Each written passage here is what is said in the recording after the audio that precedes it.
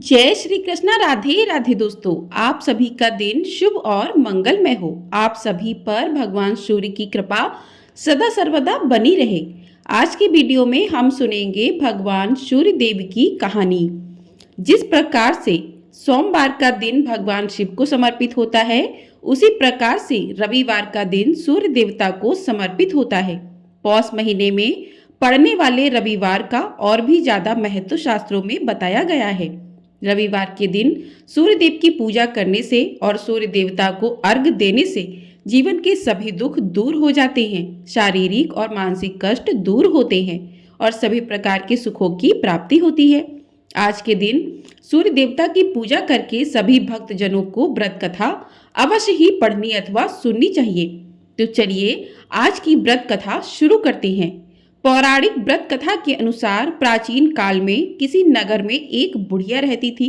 वह प्रत्येक रविवार को सुबह उठकर स्नान आदि से निवृत्त होकर अपने आंगन को गोबर से लीपकर स्वच्छ रखती थी। फिर सूर्यदेव की पूजा करके भोजन तैयार कर भगवान को भोग लगाकर ही स्वयं भोजन किया करती थी। भगवान सूर्यदेव की कृपा से उसे किसी भी प्रकार का कोई कष्ट या कोई चिंता नहीं थी। धीरे धीरे उसका घर धन धान्य से भर रहा था। उस बुढ़िया को सुखी होते देखकर उसकी एक पड़ोसन उससे बुरी तरह जलने लगी। बुढ़िया ने कोई गाय तो पाल नहीं रखी थी, इसलिए रविवार के दिन घर लीपने के लिए वह अपनी पड़ोसन के आंगन में बंधी हुई गाय का गोबर लाया करती थी। पड़ोसन ने कुछ सोचकर एक दिन अपनी गाय को घर के अंदर बांध दिया। अगले दिन रविवार था और गोबर नहीं पाने के कारण उस दिन बुढ़िया ने सूर्य भगवान को भोग भी नहीं लगाया। जब भोग नहीं लगाया तो उस दिन उसने स्वयं भी भोजन नहीं किया। इस प्रकार सूर्यास्त होने पर वह बुढ़िया भूखी प्यासी ही सो गई। उसने इस तरह से निराहार व्रत रख लिया। रात में सूर्य भगवान ने उसे स्वप्न में दर्शन दिए और व्रत ना करने और उन्हें भोग ना लगाने का कारण पूछा। तब बुढ़िया ने बड़े ही विनीत स्वर में पड़ोसन के द्वारा घर के अंदर गाय बांधने और गोबर न मिल पाने की बात कही। सूर्य भगवान ने अपनी भक्त की परेशानी का कारण जानकर उसके सभी दुख दूर करते हुए कहा कि हे माता, आज हम आपको एक ऐसी गाय देते हैं जो सभी इच्छाएं पूर्ण करती है, क्योंकि आप हमेशा रविवार को पूरा घर गाय के गोबर से लीप कर फिर भोजन बनाकर मुझे भोग लगाकर ही स्वयं भोजन करती हो।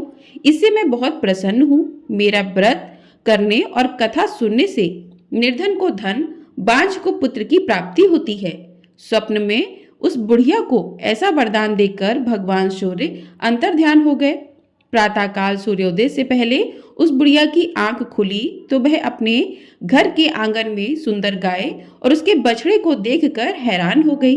गाय को आंगन में बांधकर उसने जल्दी से उसे चारा लाकर खिलाया। पड़ोसन ने उस बुढ़िया के आंगन में बंधी सुंदर गाय और बछड़े को देखा, तब तो वह उससे और अधिक जलने लगी।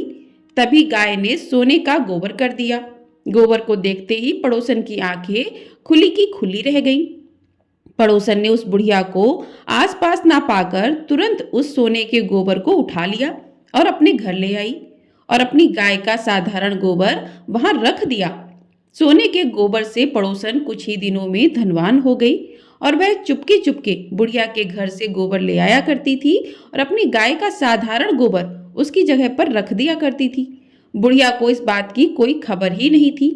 गाय प्रतिदिन सूर्योदय से पहले सोने का गोबर किया करती थी और बुढ़िया के उठने से पहले ही वह चालाक पड़ोसन उस गोबर को उठाकर ले जाती थी। बहुत दिनों तक तो बुढ़िया को सोने के गोबर के बारे में कुछ भी नहीं पता चला।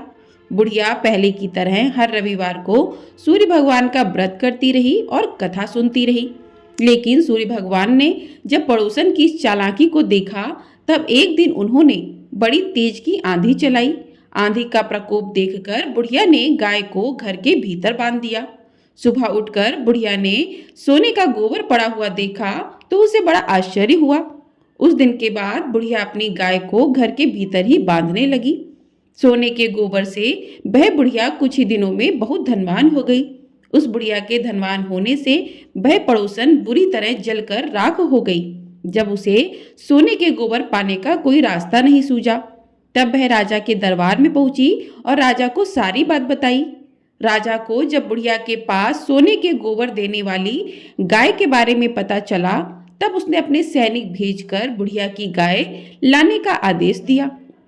सैनिक उस बुढ़िया के घर पहुंचे। उस समय बुढ़िया सूर्य भगवान को भोग लगाकर स्वयं भोजन ग्रहण करने ही वाली थी कि राजा के सैनिकों ने गाय को खोला और अपने साथ महल की ओर ले चले।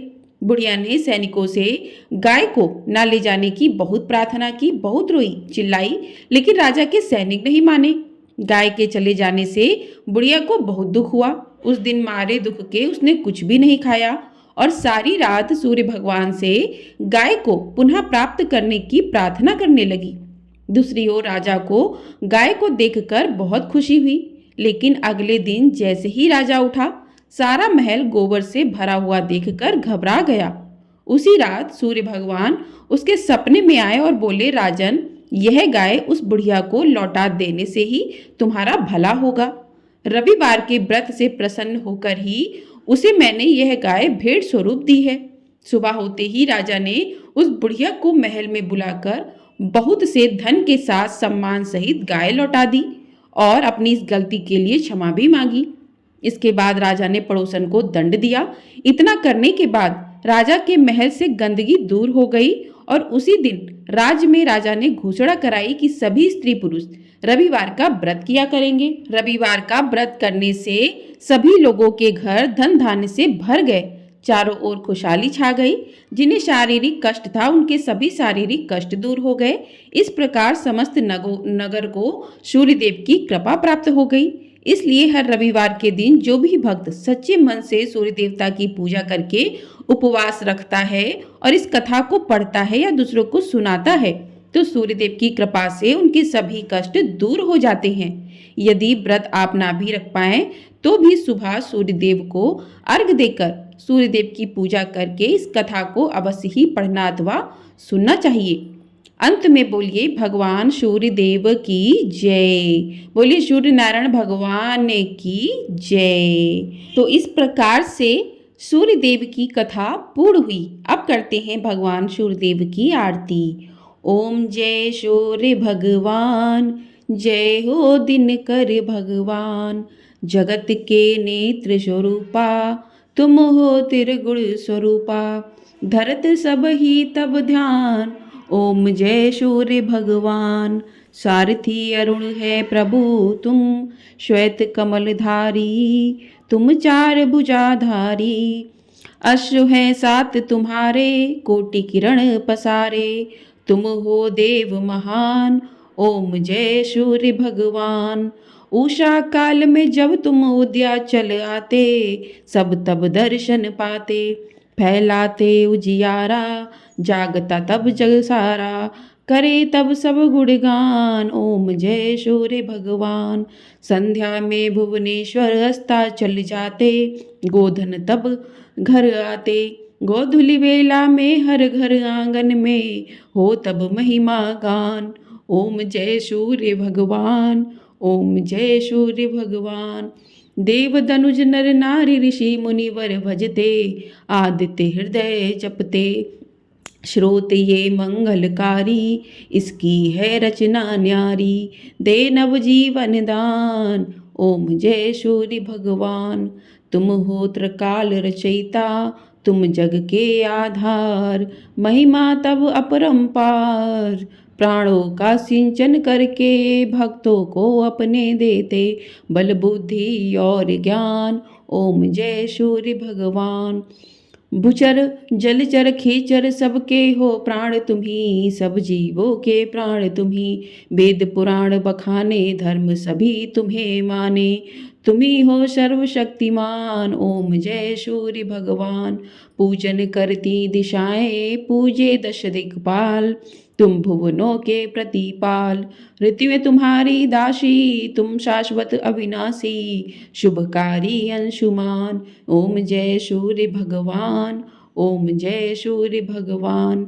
जय हो दिनकर भगवान, जगत के नेत्र स्वरूपा, तुम हो त्रिगुण स्वरूपा, धरत सब ही तब ध्यान, ओम जय सूर्य भगवान। बोलिए सूर्य भगवान की जय। तो इस प्रकार से भगवान सूर्यदेव की कथा और आरती पूर्ण हुई। आपको ये वीडियो पसंद आई है तो वीडियो को लाइक शेयर, चैनल को सब्सक्राइब कर दीजिएगा। आपको हमारे चैनल पर पौष पूर्णिमा की कथा और साथ ही भगवान श्री सत्यनारायण की कथा भी सुनाई जाएगी, तो आप लोग उसे भी अवश्य सुनिएगा। बोलिए सूर्य भगवान की जय।